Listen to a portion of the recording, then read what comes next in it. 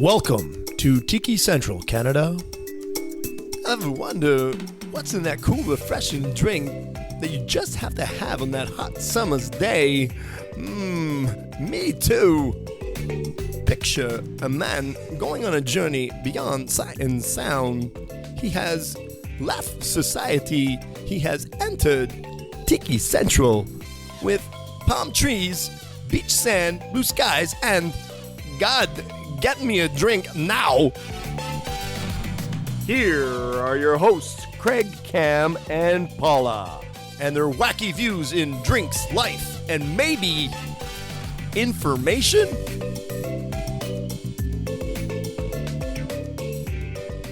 Hey folks, and hey, how we doing? It's Craig here from Tiki Central Canada. I'll be your bartender, mixologist, and hopefully information for the hour. And hey, Paula's here as well. Hi. Yeah, she's on the show, and I hope everyone is being safe. We are obviously in the situation of COVID-19, and everyone's doing their part.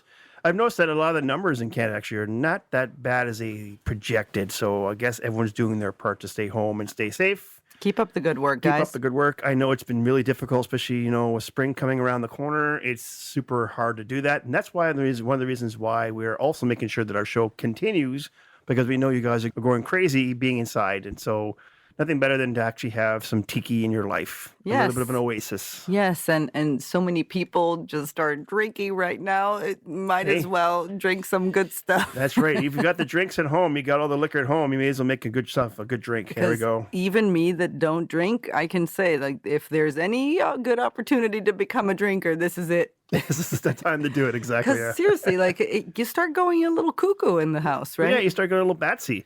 Well, it's like Groundhog Day. Over and over. Well, that's, yeah, I mean, maybe you can concur on this. It's almost like you don't even know what day of the week it was. Like, there's one day last week, I think it was Thursday, and I literally thought it was Tuesday. Yeah, I have no idea. You know what I mean? Like, I woke up and Norma's like, oh, don't forget to do the garch tonight. I'm like, what are you talking about? She's like, it's Thursday. And I'm like, oh, it is? It's like I didn't know.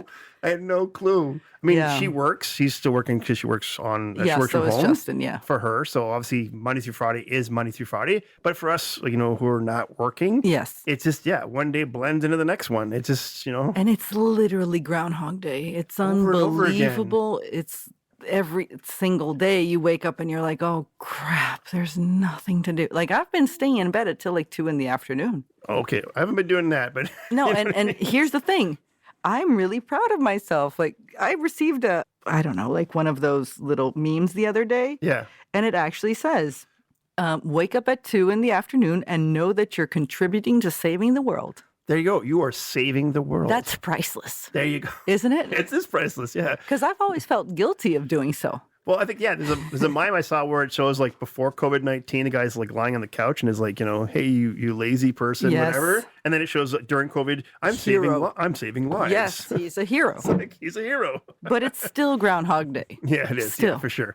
I don't know about you, but I always try to find something, like, every day, I try to do something, like, Norma has a list of things always around the house to do. So I always will try to do something off that list or something from my own personal list to get kind of done. Yeah. You know what I mean? So then, like, okay, I did something productive today. Yeah, I wish I had any skills of that sort. Because, like, for example, I definitely would need to fill in some holes in our walls and kind of prepare them for paint for, one day when we can go out and buy paint again. But I have no idea how to do it. No, but you said in our conversations you're baking now or something, right? I'm cooking. There you go. Yes, I've always baked. There you go. But that's productive. Yeah, I started cooking. There you go. Yeah. Pick up a skill while you're at it. There you go. I tried making that drink, the one that we talked about on the Pucer's Rum one. Oh, the painkiller. Yes, that one. I tried making it and Didn't work out, eh? Well, first of all, I don't have the gunpowder Pucer's Rum, right? Right, yeah. But I tried it with a darker rum. A dark rum. Yeah. And I think it's clear that I don't like the taste of rum. Right. I think it's pretty clear. No, you're like Norma. Norma doesn't like the taste of rum either. Yeah, she hates the taste of rum. It was a bit too. I didn't do a pucker face per se. Right. But it wasn't your fan favorite. No. It was a thicker taste. Exactly. Maybe. Yeah. No, and that's what I mean. A lot of those rums will actually have a thicker content to them. Yeah. Right. Yeah, for sure. So maybe I can give it a go with a light rum. Yeah, for sure. Next time we'll try. All right, so the other thing I want to mention too is also we have a contest going on because if you listen to our Tiki Jukebox series, that Mark brought in a rare collectible CD of Tiki exotic music. And so that is a contest going from April 15th to May 31st. I think it is May 30th. By the way, did you do that Spotify playlist? Yes, it actually is tagged on. So if you guys didn't get a chance to listen to our Tiki Jukebox, go back an episode or two. And on the second episode, we did have the Spotify Jukebox list. We are going to be modifying that and upgrading that every month. We kind of miss Mark. He's not here. Oh, my God. He's not with us today. So Tell me about it. It's the whole weirdness. His voice is missed. There we go. His voice is missed, and hope that he's doing well as well. And let's go on to the show. Yes. And what drink did you prepare for us today? Well, I didn't actually prepare a drink for us today because obviously we're not in the same location. So... That's sad. You're not even having the drink? And no, I'm not having the drink. Well, because I can't even get all the ingredients. I can't go shopping. So what makes you think that our listener will be able to? Well, because maybe the one out there is lucky enough to have it all. Or what you could do is you could save it, and then when you can actually go shopping, you can get all the ingredients. Okay. So the drink we're going to be doing today is the Captains Grog. That's what we're doing today. Wait, grog. We have. I remember this word from somewhere. Right, we've mentioned this before on the show a few times. Mm-hmm. So what it is that grog is a concoction that was made by the Royal Navy, and what it was is that they were getting rum rations on the boat twice a day as part of their rations. And what happened was that some of them would actually store away their rations for a rainy day and then eventually drink them all in one shot. Or they would drink, hey, I'll do you a favor and I'll get your ration as well today, let's say example. Like I'll do your chores and you give me your ration. So what ended up happening was that because of all these rum rations and because some people were either getting excessive extra rations or storing them up and then drink them all at once, that the Royal Navy was not efficient. And so Admiral Vernon back in 1740 said, that's it. We're going to water down the rum. So then it's like a 1-to-1 ratio. And that's where the word grog came from. And this is where the drink came from too? No. So actually the drink, its origin, it starts way back in 1962 at the Captains Inn, Long Beach, California. Captain's Inn as it is an inn, or is it like a tiki bar? It is a tiki bar. It is a very exotic tiki bar. It's got some character to it for sure. Okay, so it's more like the Mai Tai, which is the darker type of tiki, or is it like an outdoorsy beach poolside tiki type thing? Good question. So actually, it is like the Mai Tai in a way because it actually has up to 5 different dining rooms in the restaurant.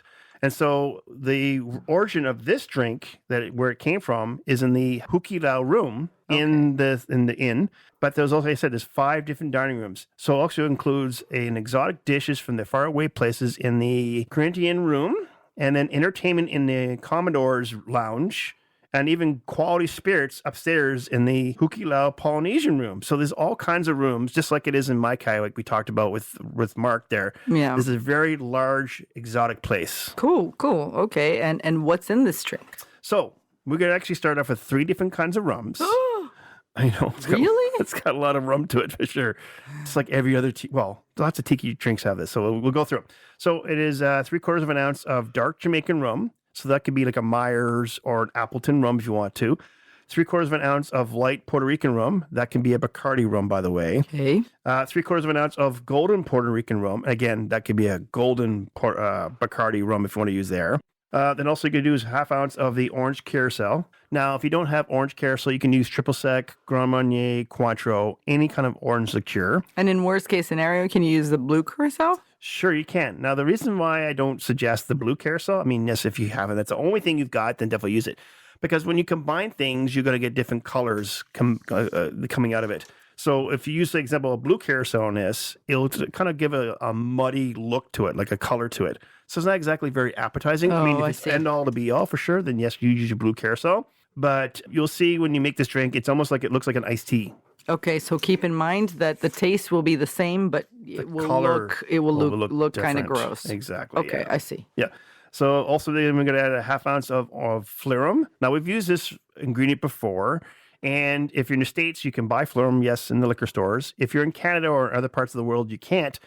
Just on the description of this show, we will put a recipe, because we've done it before, a recipe for Falernum. It is a very extensive recipe. It takes about 2 days to make it. So, make it in small batches. Don't make a big, large batch of that, by the way. 1/2 ounce of fresh lime juice, my I always like using lime juice over lemon. And actually, this recipe does have lime juice. Half ounce of grapefruit juice. Now, that's what I'm reading there. When I read the recipe, it looks like a red grapefruit juice, not a white grapefruit juice. If you want something a little sweeter, you can obviously use a white grapefruit juice if you want to, for sure. Oh, so this is like the tartness of it?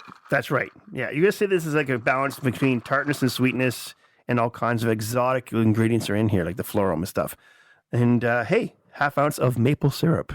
Okay, so I can see why. Go Canada. Woo! Yeah. Maple syrup's in there now. 3 drops of vanilla extract. So that's something like you can get in your baking aisle of your superstore. Yes. Or any grocery store.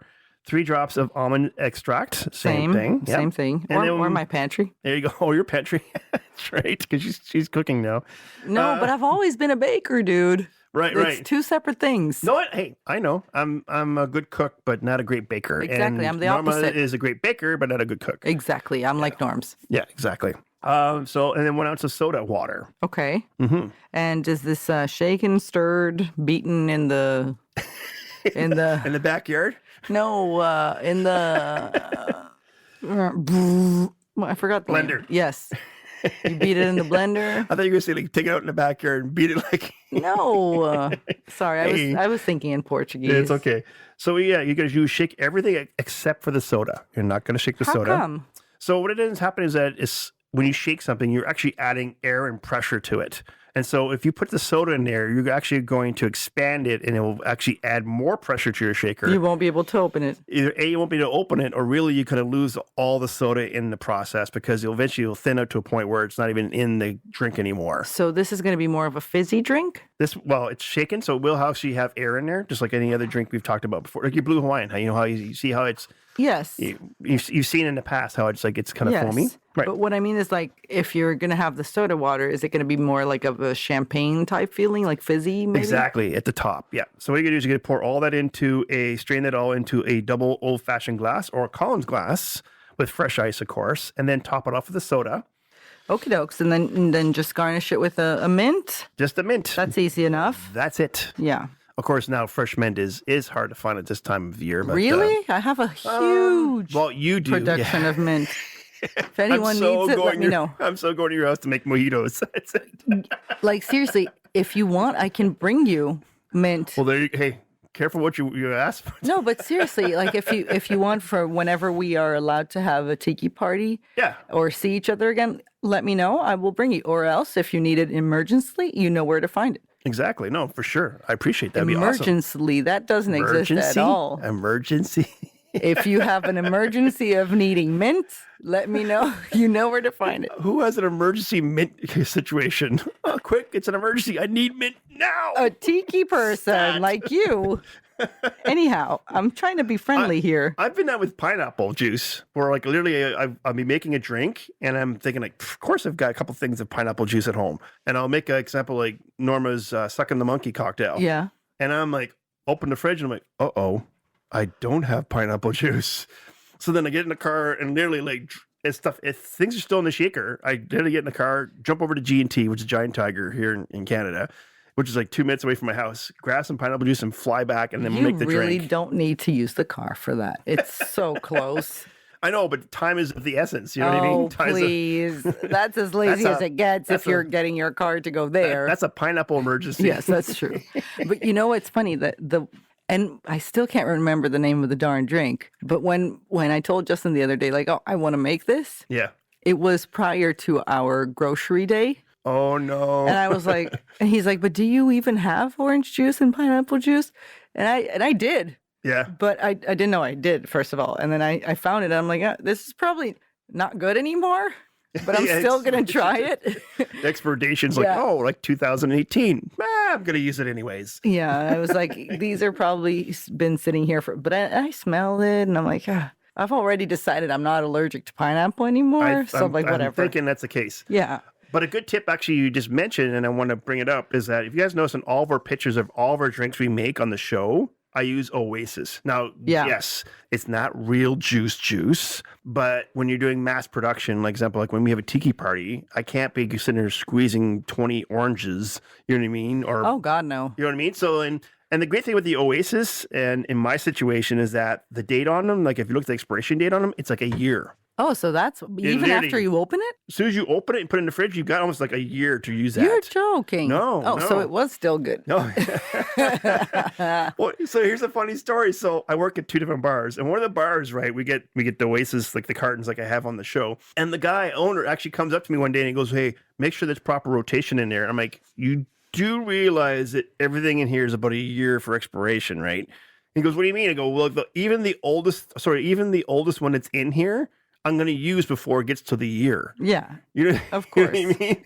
So, like, yes, there should be rotation, of course, in a restaurant, but in situations of Oasis, it's not critical because literally you've got a whole year to use it. But Oasis doesn't have orange juice. Yes, they do. They do? Yes, they do. It's harder to find, but they do actually have orange juice. I have not found it. Yeah, it's called exotic orange juice. I'm pretty sure is what it's called. Huh. I could show you too when we get off the show. Sure, I have not yet found it. So basically, I have still been buying the Simply Orange, right? Whatever. What's real orange juice? Yeah. I like that. Now one. the expiration on that is shorter. Yes.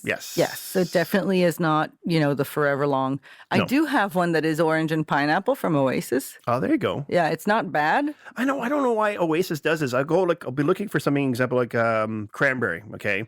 But they can't make just cranberry. It's got to be cranberry and blueberry, cranberry and raspberry, cranberry punch with orange. Because there are a bunch of mofos that like it. No, I know, but it's just like they can't, you know what I mean? It has so many words. It's a blend of 2 different ingredients. And I'm like, I don't want the blend. I want just the regular cranberry. Which is exactly, think with me. Yeah.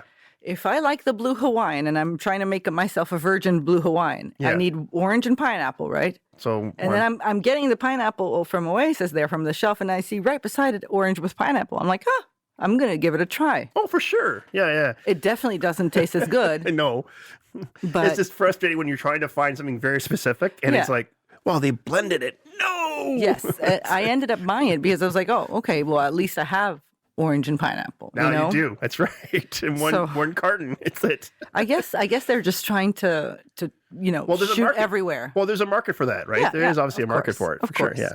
And I have another question about that too. Yes. Yeah, you said that there's a dark rum, a golden rum, and a white rum. Do I have to use the 3? Like, what if I don't have the 3? Is it going to influence the taste a lot? Are the tastes really different between one and the other? Right. We've mentioned this before in the show before. I mean, obviously, I've got an extravagant and exotic library of rum, and I have that opportunity to mix these different rums because I have all these rums. Because I'm going to be too lucky if I have a white and a dark. Yeah, exactly. So obviously, you're going to work with whatever you got. If you have a budget, then just work with whatever rum you have on hand. Do keep in mind, though, because rums do have different characteristics. So if you're not quite sure what I mean, go back to an episode we have in our library. It's called Rum Tasting.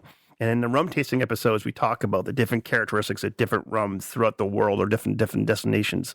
And so, yes, these 3 different rums will have very unique tastes to them. Example, like the Jamaican rum will have a kind of a funk, kind of moonshine taste to it with a kind of a rich molasses and oak flavor that you might not get in any other rum. So, but if you're like me, and sometimes I've even been in situations where I'm like, okay, well, I just want one rum to make this drink. I'll use, example, like a Bacardi 8 blend. So there's lots of rums out there that actually are blended rums, and even say right on the bottle, blend. And so those are good rums to have if you just want to get one bottle. Blended between a dark and a white and a golden? It's kind of a combination of all the rums. Now, if you're looking for a white rum, obviously white rum is white rum. I mean, you can't go get a dark rum to substitute for a white rum. It's completely different. But I mean, obviously use what you got. If you are hesitant and say, okay, I don't want to spend a fortune on rums because I don't know if I'm going to like it or not. Like example, like you said, you try to drink with dark rum and realize no, I don't like it. Yeah, I don't. So it would suck if you went out and bought a $40 bottle of dark rum and now great, now what do I do? I can't use this rum anymore. I guess you can't return that like everything else. Once you crack it, it's yours. So, so obviously if you have a budget, just go with whatever you have at home or whatever you like. I mean, just because it says Jamaican rum, I might use a Barbados rum because maybe I like the characteristic of that rum instead. So so basically it's a dark rum, a gold rum, and a white rum. Yeah.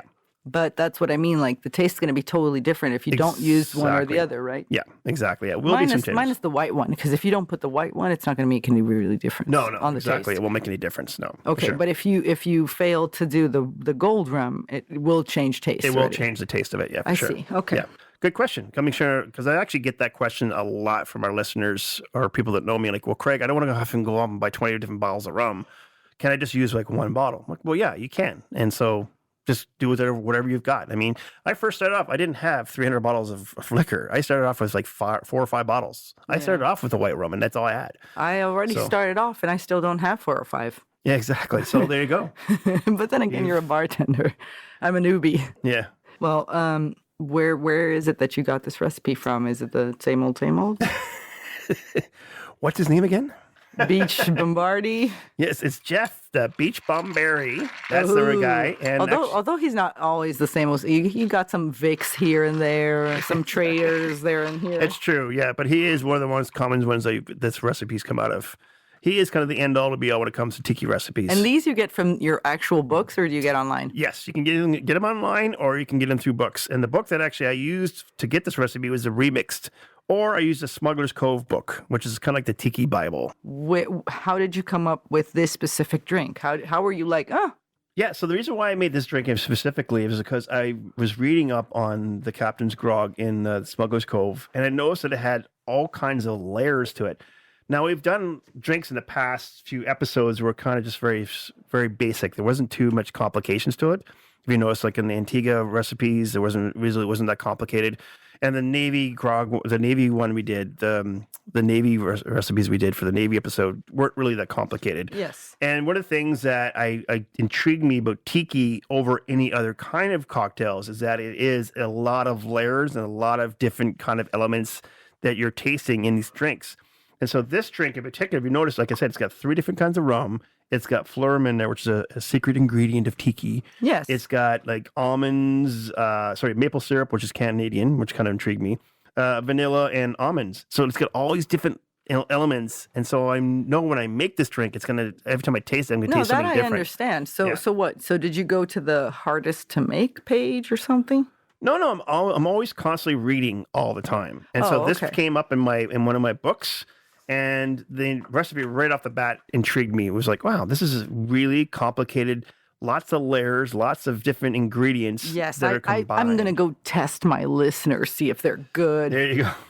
We should do a little contest and have the listeners send us recipes, their pictures of their drinks. Oh, hey, that would be cool. There you go. Yeah. Maybe pictures of their drinks, or maybe pictures of their recipes. Well, yeah, if they make recipes, sure. But like, the drinks that we are talking about here. Ah, okay. If they make it at home, tag us, send us a picture and tag us or something. I never thought of that. There we go. That would be awesome. Like, we have our Instagram page of Tiki Central Canada. Yep. Mm-hmm. If you can tag us when you make the drink, that would be great. I would love to see what you guys come up with. I like that idea because then it means our listeners would be like, okay, I'm going to get super creative. I'm going to make some serious garnish or something. Yes. You know what I mean? I have another question to you, Craig, because I always ask you, is it shaken or stirred? And blah, blah, blah. And you mostly say shaken. And then I'm thinking to myself, okay, how do you shake it? And I have seen your shakers and stuff. I have no idea what they're called or if it's the same one I always see, but it's definitely not what I have. Can you break that down? Yeah. Sure. Yeah, we've actually talked about shakers in the past, but that was like way, way back probably in the first season. So I guess in some ways we need to refresh everyone on that. Please. So there actually is 3 different types of bartender shakers. And so the first one actually is called a 3-piece or a cobbler shaker. Now, this is the first one that you will probably use when you first start bartending, or if you're just doing simple drinks at home. It's a great actually shaker, for example, like martinis, if you're making martinis and things like that. And what it actually is these 3 pieces. So it's got the bottom part, which is the base, the tin, and then it's got like a little top that goes on top, and then on top of the top is a little cap that sits on top.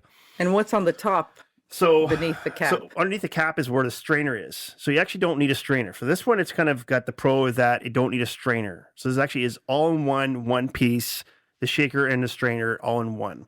And so it's a good one to start off with in that perspective.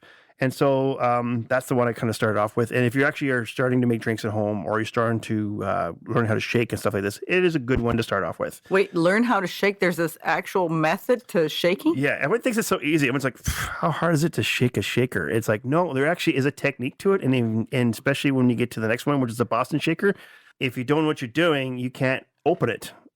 So that's why I can't open because I shake like a crazy, and then I can't open anything. Do you smile when you do it? Because they always say, hey, when you're shaking, make sure you smile at the customer. No, of course course not. I'm concentrated trying to make the thing shake as fast as corner. So, and that's why, you're probably using what's called the Boston Shaker, which is 2 pieces, a bottom and a top. No, one of my pieces is the glass I'm going to use, so Exactly, it's definitely not a 2-piece. So yours is like a Boston Shaker minus the top. Possibly. That's what it is. And so that one is the most common one you'll see in most bartenders using, or in most bars. And it actually is one of the, once you get used to knowing how to shake, this is a good one to move up to, because there's 3 different ways you can get it. You can either get a metal with a plastic top, a metal bottom with a plastic top, a metal bottom with a glass top, and then a metal bottom with a metal top. Why would anyone want the glass? So a lot of bars, they use the glass one because sometimes they'll actually use that glass to pour it into, for one. For example, so you're cutting down on glassware. And 2, you can actually see everything being shaken around in there. It's a kind of cool effect, like, oh, there's all the ingredients and it's getting turned into a different color or whatever, and you can see the shaking happening.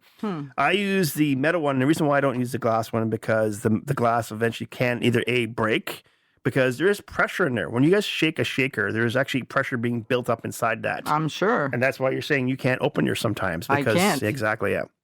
And so if you have the glass one, you have to still break the seal. You can actually break the glass. And so I've now gone to a metal on metal one, and most professional bartenders eventually, they sort of wean their way to that route of just being a metal on metal Boston Shaker.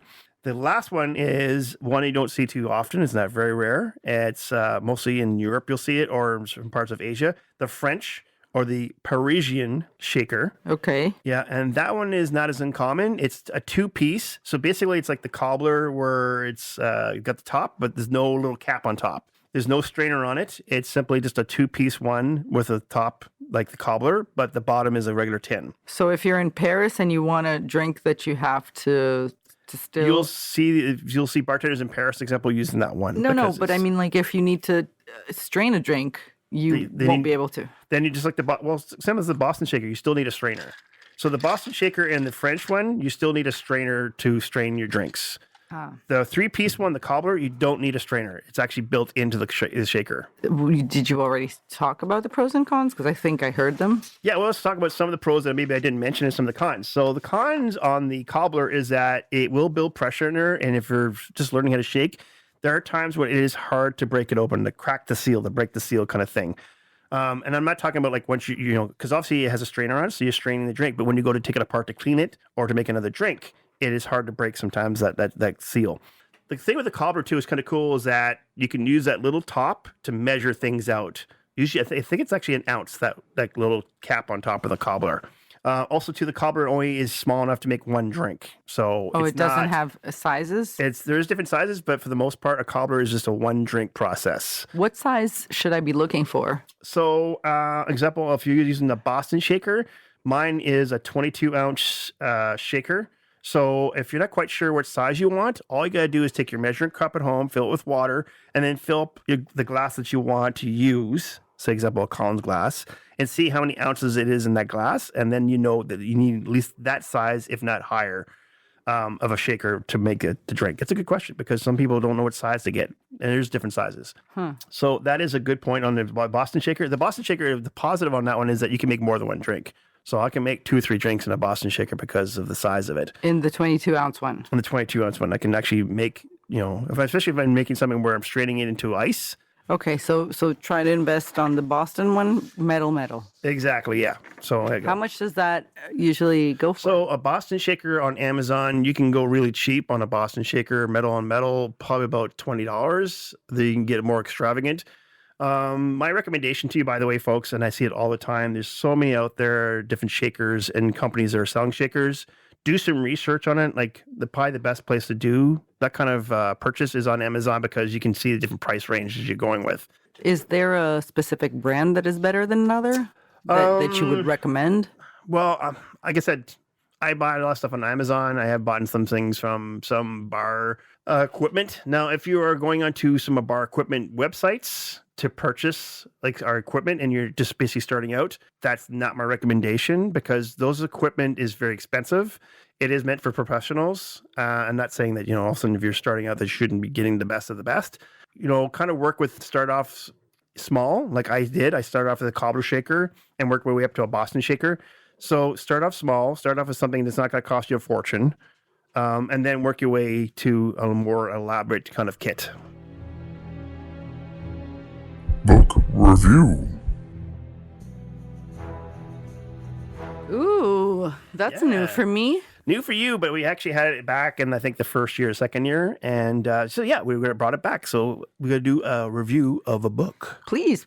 What book are we looking at today? Tell me. So the book we're going to talk about today, and part of my library, is And a Bottle of Rum by Wayne Curtis. Okay, and is this a sit down and read it all book, or is it like a book you refer to? So it is a good book in the perspective that it has a lot of stories in there. Some really cool stories about rum and the history of rum and history of drinks. But also, too, it is a good reference book because it does talk in detail exactly how things started, like a Daiquiri or a Mojito, and where they came from, how they started, and the kind of the background of all those drinks, and even parts of rum. So it does start off with basically the journey to rum and how it started in the Caribbean, and that rum actually was not so. The byproduct of sugarcane is molasses. Yes. Molasses eventually turns into rum. Yes. When sugarcane was first being made in the Caribbean, they saw molasses as a waste and not as a byproduct. Yes. So literally, they were throwing away millions and millions of tons of molasses away because they didn't have no purpose for it. They didn't see any reason to keep it. Okay. It wasn't until the slaves actually on the plantations started to ferment it and make it into a drink. And then all of a sudden they realized that they had something. That's the same as in Brazil. Yeah. It's funny. We have so many typical dishes today that are very Brazilian and very typical.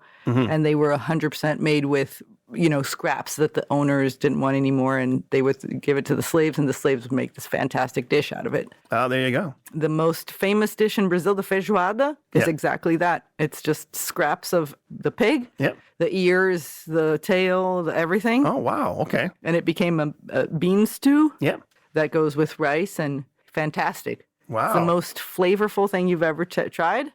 Obviously, I don't eat it with the ears and the tail and all that crap. Right. The original is like that. They've already made the light version, obviously, just with the premium meats. Right, yeah. But yeah, it's definitely made by the slaves. So there you go. It goes to show you that just because you're making something and that you have a byproduct of it or a waste of it doesn't mean that it's to throw it away. It might be something good to use. Oh, yeah. But we don't usually see all that stuff, right? No, exactly. Yeah, we don't. We take for granted. We take for granted. We throw things away. Exactly. Yeah, and so on in the book they talk about that, how basically the slaves were actually the ones that generated and fermented molasses into rum. Yeah, and the big one that's in there, of course, is the Royal Navy and the grog that we actually are talking about on the show. So in 1755, how they were sort of giving out rations of rum to the sailors as part of their daily intake, and that actually ended up being a currency throughout the Caribbean and the world. And the book also talks about religion and how it's an interaction with rum, politics, and trade throughout the world, and how rum was part of that factor. Interesting. And this all is in And a Bottle of Rum by Wayne Curtis, right? Exactly, yeah. And a newsletter we actually just put out, actually, this book is on that newsletter. So if you are not getting a newsletter, by the way, go into our website. We're going to mention, obviously, at the end of the show, or just in general. And under subscribe, there is a spot to put your email address to get our newsletter, which is monthly or bi-monthly, depending on how much information we got going on. And it's great because we don't spam you guys. It's just basically kind of a little blurb of like new coming shows coming up, recipes, book reviews, Mark's adventures, all that stuff is on that newsletter. So it's a really cool kind of thing to get every now and then, kind of keep you in tune with what's going on. Yes. Yes. You've got mail.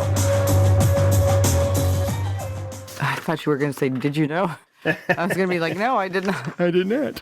But yay, another mailbag. I know, because this is new to you. Like the last show was the first time you've ever done the mailbag. Yes. We used to do it all the time, and then it kind of got lost in the mix.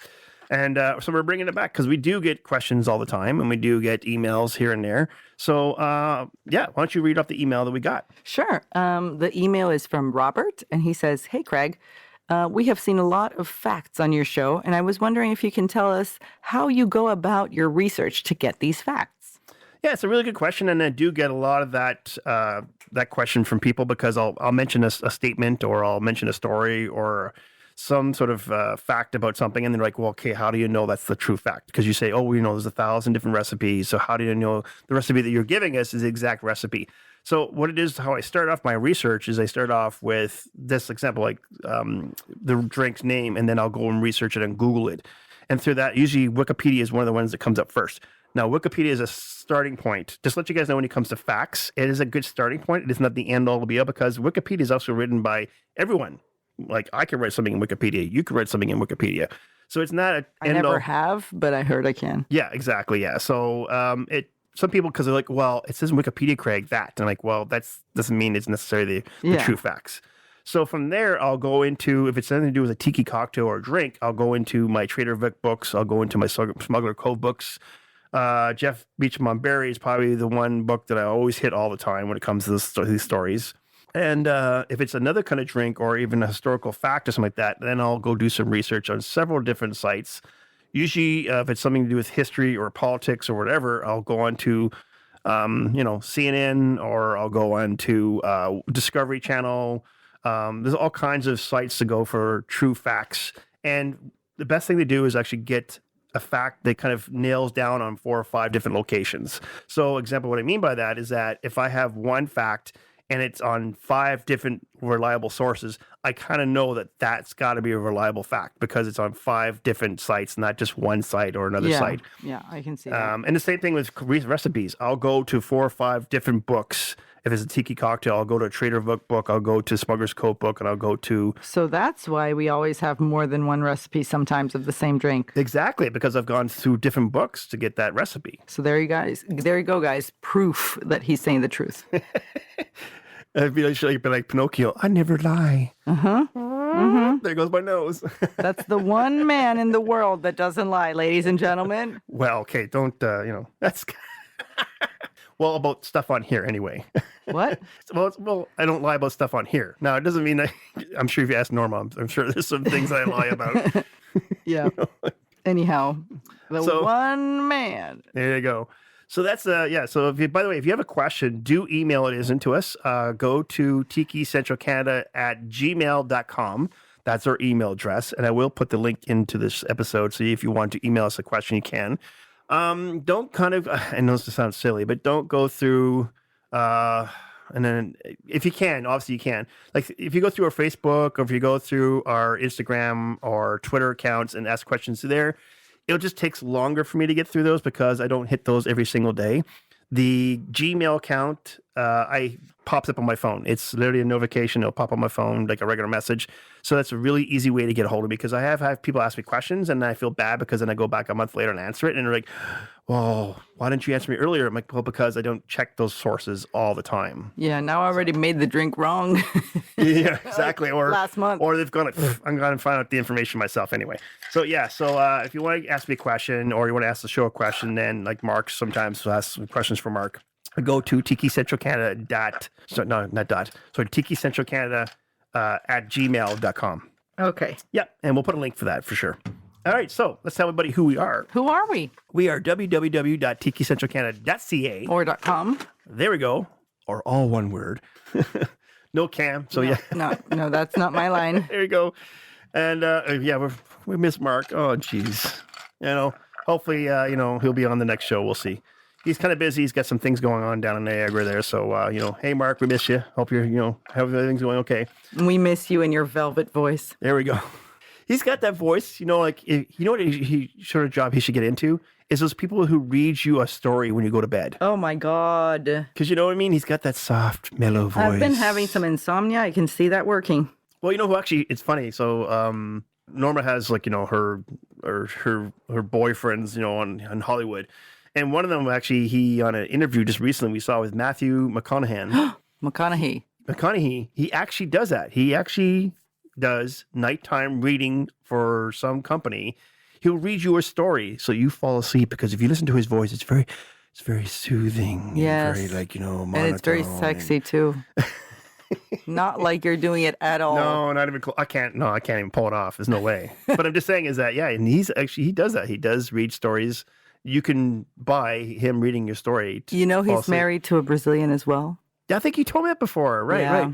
I don't know if you ever checked that out. It's hilarious. So, you know how everyone's dealing with COVID-19, and so obviously we're seeing here and there celebrities are on TV or on the internet doing their part, right, to talk about entertaining us or helping us out or passing the message on, right? Yeah. And so he actually has this video where he's dressed up like a cowboy, and then he goes and puts on a tree. He's walking through a forest, and he puts on the tree like a wanted poster. You know, remember in the old days, the wanted poster? Yeah. And it's COVID-19. And he's talking about like, okay, we're going to make the badass bandana.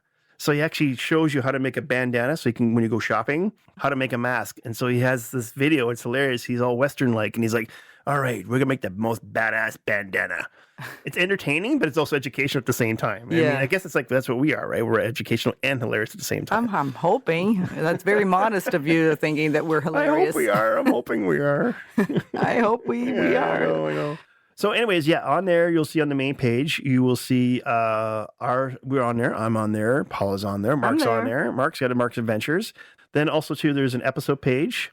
So all the episodes are on there. The recipe page with all the recipes that we've done throughout the years. Also too, there is a subscribe page. So please do subscribe. We do not have any commercials of yet. And so that does drive us, the listeners. So we do appreciate when everyone kind of clicks in and listens to us. It makes a big difference. Thank you. Yes. And also too, we have a cool links. So the book that I did today, that will be on there. So if you want to purchase that book or you want to get the Kindle version of that book, it's a great way of, keeping yourself occupied during these times, of course. And we hope that everyone is staying well and everyone's doing what they need to do, their part, just staying home. And I think that's it. I think that's all. So plenty of information we had on the show. What do you think, Paula? I think that it was good. There we It's go. going to be refreshing for a lot of us. Yes, they listen to something entertaining and informational at the same time. Yes. There we go. Well, Mark's not here, so it's not too informative. No, and we can't be that funny either because, I know, because he's like you need the three amigos. Yes. Yeah, that's what I call us. We're like the three amigos. And if we did it, we're missing an amigo. It's like we're missing No, yeah, like we're not as funny without Mark. Like It's true. he just has He that. just adds that finesse to it. There you go, exactly, yeah. Yeah. Well, next time, hopefully, we'll see. We miss you, Mark.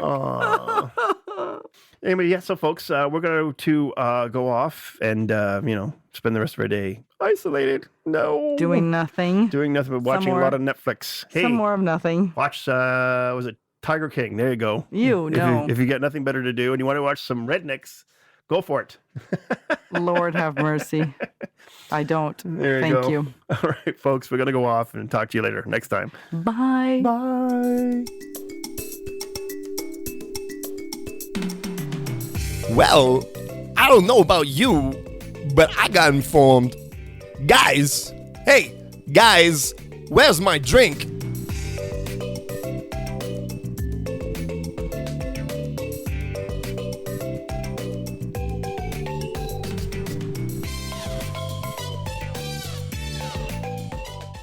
It will probably look like something you don't want to put in your mouth because it's very Exactly. orangey. It's very orangey. It's right.